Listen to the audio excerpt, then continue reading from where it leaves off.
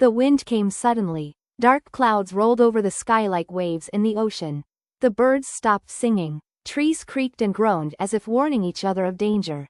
Somewhere deep in the forest, an 11-year-old girl named Nora ran, barefoot and breathless.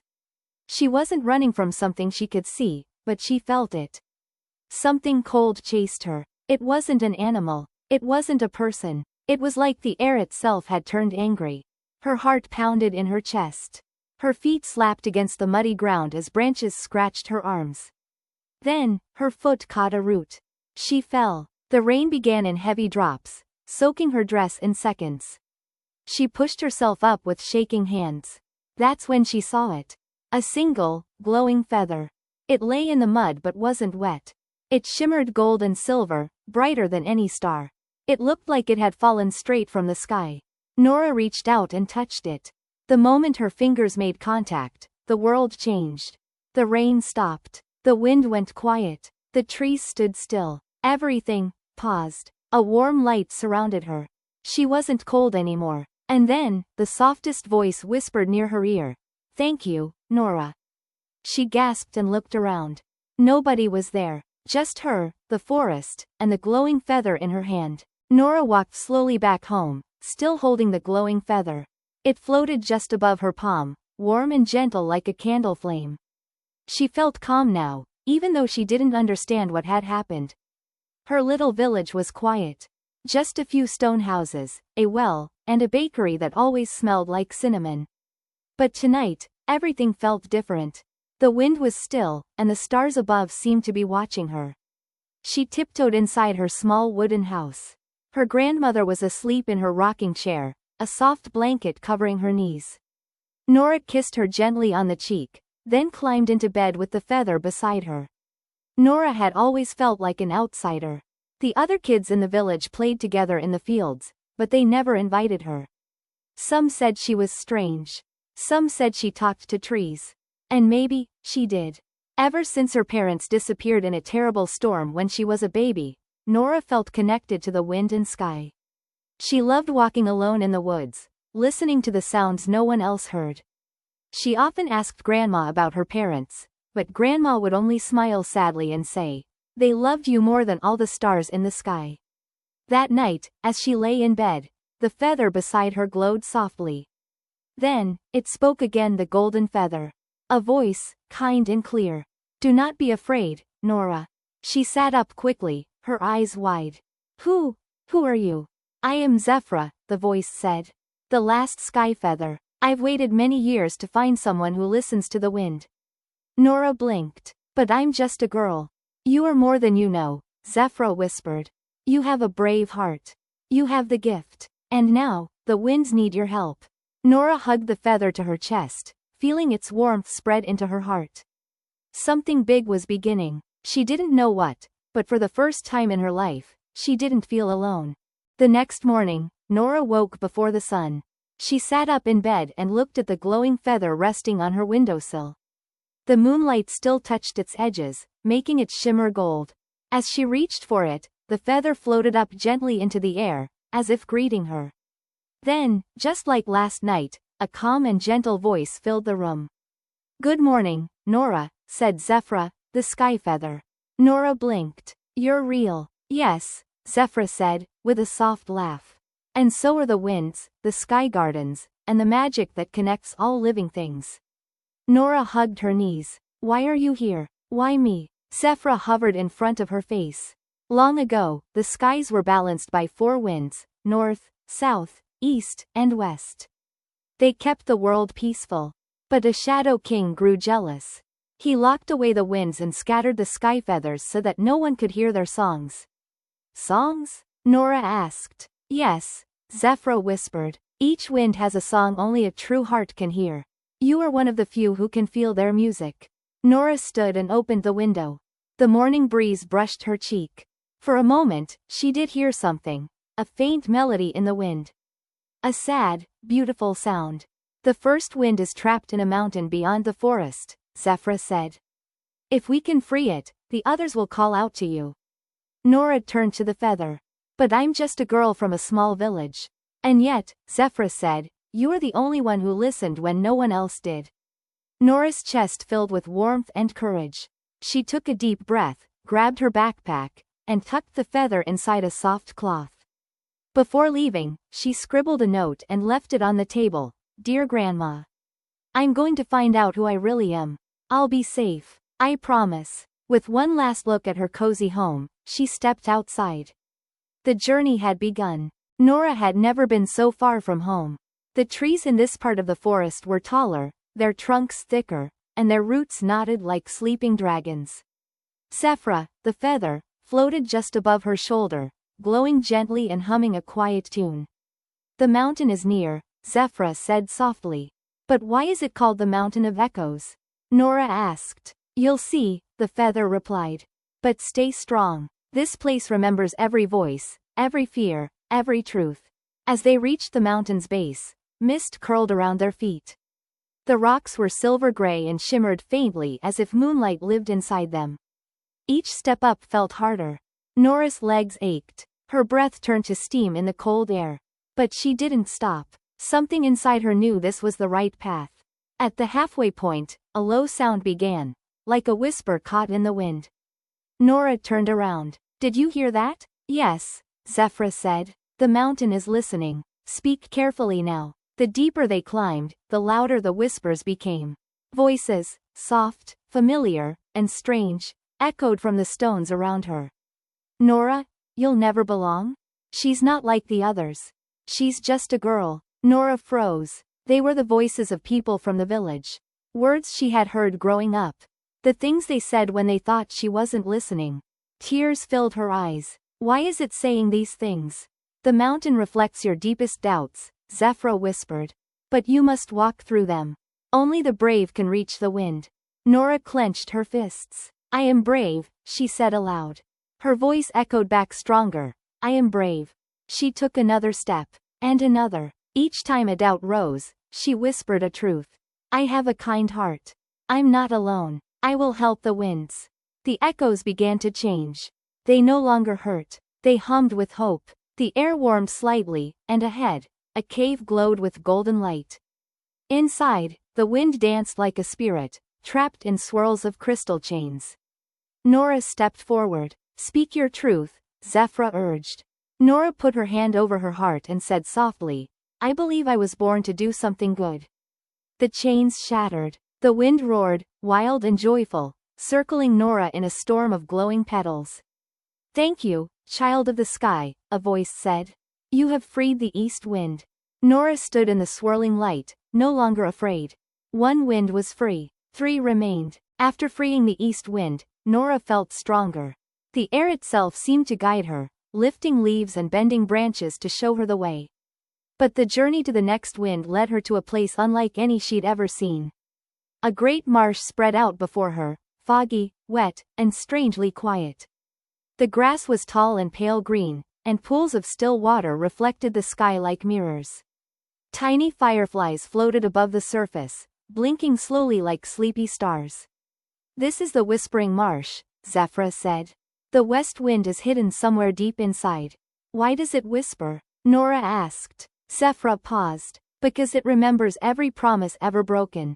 Nora stepped carefully into the marsh.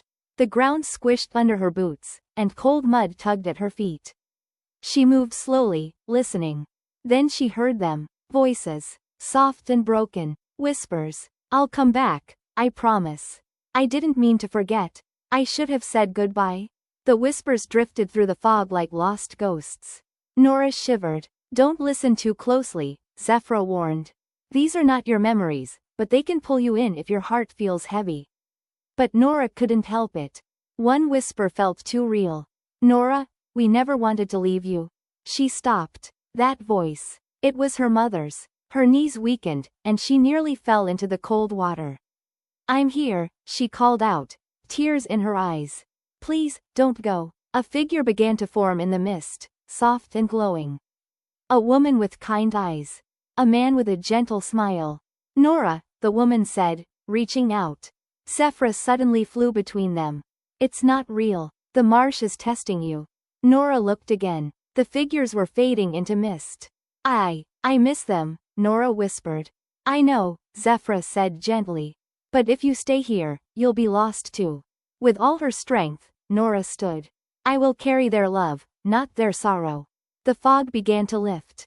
Ahead, a spiral of reeds circled a floating stone. The west wind was trapped inside, curled like a sleeping ribbon of light. Nora stepped forward and whispered into the wind. I forgive the pain. I carry only love. The reeds uncoiled. The wind broke free and circled her with warm, glowing air. You are not alone, Braveheart, it said. You carry the courage of your family. Nora closed her eyes and smiled. 2 winds were free. 2 remained. The next part of Nora's journey led her to a land where even the light dared not stay. Far beyond the marsh and mountain stood the Tower of Shadows, tall and sharp like a needle piercing the sky. The clouds above it swirled dark and fast, and no birds dared to fly near. Sephra grew quiet as they approached. This is where the Shadow King lives, she whispered. He guards the north wind. This will be your hardest trial. Nora held the feather close to her heart. I'm ready. Inside the tower, the air was cold and still. The walls were made of black stone, and the only sound was the echo of her footsteps. Shadows moved on their own, curling along the floor and walls like snakes made of smoke. Suddenly, the doors behind her slammed shut. A deep voice boomed. Child of the sky. Why have you come? From the darkness stepped a tall figure with glowing red eyes and a long cloak of mist, the Shadow King. Nora stood her ground. To free the winds. The Shadow King laughed, low and cruel. You think you're strong enough? Even your parents couldn't stop me. Nora's eyes widened. You knew them? They tried to reach the winds once, he sneered. They failed. Just like you will. Pain twisted inside her chest, but she didn't move back. Saphira's light flared. Do not listen to him. He feeds on fear. The king raised his hand, and shadows swarmed Nora like cold ribbons. Her mind filled with doubt, sadness, and the lonely nights when no one understood her. You are nothing, the king whispered. Just a lonely girl. Nora fell to her knees. Her heart pounded. But then, she remembered the wind that called her Braveheart. She remembered her promise. I will carry love, not sorrow. And slowly, she stood. I may be small, she said, but I have a big heart. Her voice echoed through the tower. I carry love, not fear. And I will not let you win. A sudden blast of wind burst from her chest, bright and strong, knocking the shadows away. Light filled the tower. The Shadow King shrieked and vanished into black mist. At the top of the tower, the north wind was bound in chains of smoke, still and shivering. Nora climbed the spiral stairs and whispered, You are free. The chains broke. The north wind roared to life, cold, fierce, but proud and wild. You faced the darkest truth, it said. And you did not fall. I will fly again. Nora stepped outside, wind in her hair and fire in her heart. 3 winds were free. 1 remained. The final journey took Nora to a place above the clouds, the Sky Garden, where the last wind, the south wind, waited in silence. Sephra shimmered brighter than ever, her voice soft but strong. Only 1 wind remains, Nora. But this path is not when you walk with your feet, it's when you walk with your heart. Nora looked up. The stars had begun to twinkle early, and a single beam of golden light shone down from the sky, like a ladder made of sunbeams. The ground beneath her feet lifted gently, as if the earth itself had let go. Flowers bloomed in midair. Birds with glowing feathers flew beside her, singing songs without words. She was rising, toward a floating island wrapped in sunlight and filled with trees that sparkled like crystal. This was the Sky Garden. It was quiet, peaceful, but something felt missing. Where's the south wind? Nora whispered. A tiny breeze brushed her cheek, warm and soft like a mother's touch. Then a voice spoke, not loud, not deep, but gentle, kind, and familiar. I am the south wind. But I cannot rise, not yet. Nora followed the sound to a large, glowing tree. In its roots, the south wind was curled like a sleeping child, wrapped in vines of sadness. Why can't you rise? She asked softly. The wind replied, because the world has forgotten to feel. Forgotten to forgive. Forgotten to hope. Nora knelt beside it. I haven't forgotten. She placed her hand on the roots. I remember what it's like to be alone. To be hurt. To be afraid. But I also remember kindness. smiles. The sound of someone believing in me. The vines loosened a little. I came all this way not because I was fearless, but because I loved too much to stay behind. Tears rolled down her cheeks, not of sorrow, but of truth. She leaned forward and whispered, "You don't have to carry the world alone. I'll carry some of it with you." The vines unwrapped completely. The south wind unfolded like wings of light, bright and warm, wrapping around Nora in a hug of gold and green. "You have restored the winds not with power, but with love," it said. "The sky will remember your name." Nora rose with the wind, her arms wide and her heart full. Below, the forest shimmered. The Tower of Shadows was quiet. The whispering marsh glowed with soft lights.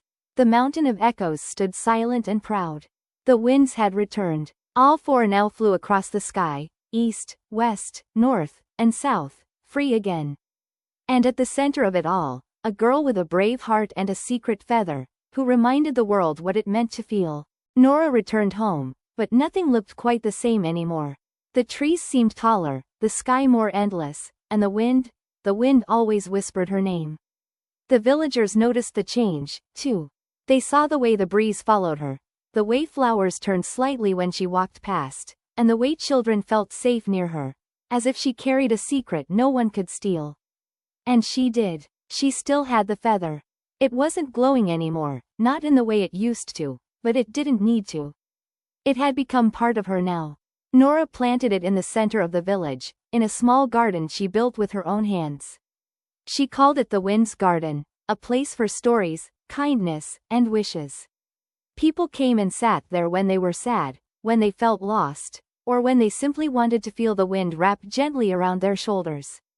And it always did. Years passed, and the winds kept flying freely, dancing across the mountains and oceans, whispering courage into the ears of children everywhere. And every now and then, when a child was hurting, a single, tiny feather would fall from the sky.